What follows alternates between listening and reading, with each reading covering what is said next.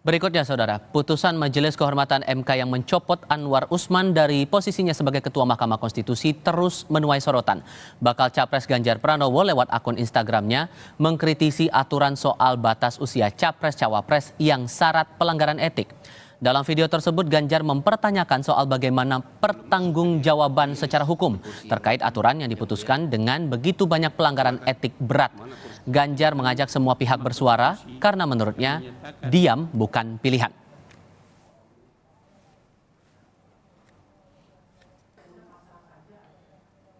Sebuah proses dengan pelanggaran etik berat dapat begitu saja lolos.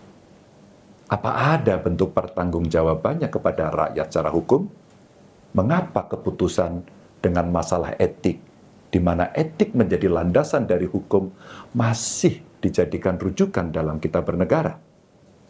Saya berbicara sebagai bagian dari warga, sebagai bagian dari rakyat yang ikut gelisah melihat demokrasi dan keadilan yang sedang mau dihancurkan.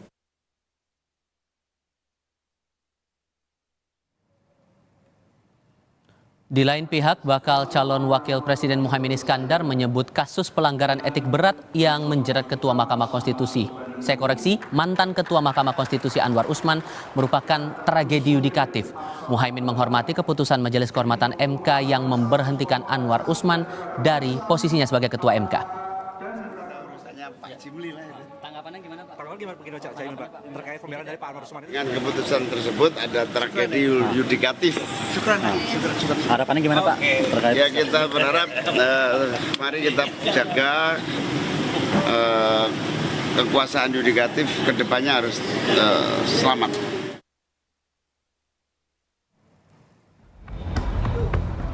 Wali Kota Solo, Jawa Tengah yang merupakan putra sulung Presiden Gibran Rakabuming Raka menanggapi pernyataan Sekjen Hasto Kristianto yang mempertanyakan keabsahan statusnya sebagai bakal cawapres Prabowo Subianto.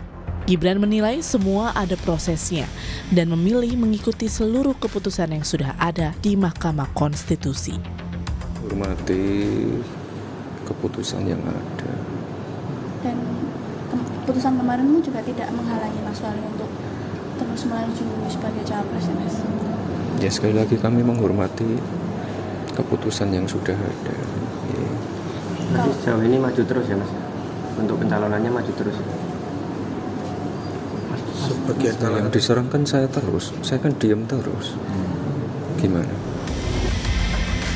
Sebelumnya, Sekjen PDIP Hasto Kristianto mempertanyakan keabsahan pendaftaran Gibran Rakabuming Raka sebagai bakal cawapres Prabowo di Pilpres 2024 pasca Anwar Usman terbukti melanggar etik berat sebagai hakim konstitusi.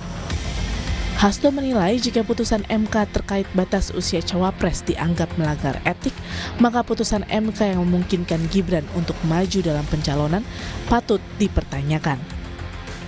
Yang kemudian menghasilkan suatu keputusan yang melanggar etika secara serius bahkan terbukti adanya campur tangan kekuasaan dari luarnya, itu sama sekali tidak dibenarkan dan ini menyentuh persoalan terkait dengan bagaimana keabsahan dari pasangan Pak Prabowo dan Mas Gibran.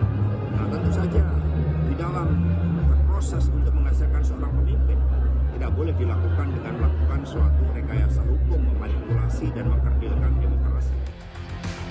Sementara pakar hukum tata negara Bivitri Susanti menyebut, secara logika hukum, setelah MK memutuskan Anwar Usman melakukan pelanggaran etik berat saat memutus gugatan soal batas usia capres dan cawapres, maka putusan MK pun harusnya tidak sah.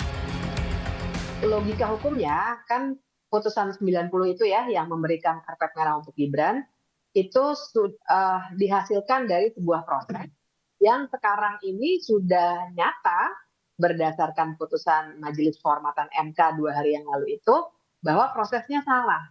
Jadi logika hukumnya sebuah putusan yang dibuat dengan proses yang ternyata melanggar etik dan itu pelanggaran berat bahkan bisa membuat sebuah putusan tidak sah, maka logikanya adalah putusan itu memang tidak sah sebenarnya. Aturan batas usia capres dan cawapres yang menjadi landasan Gibran maju Pilpres sudah diputus MK.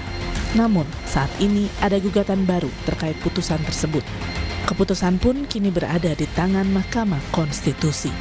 Tim Liputan Kompas TV.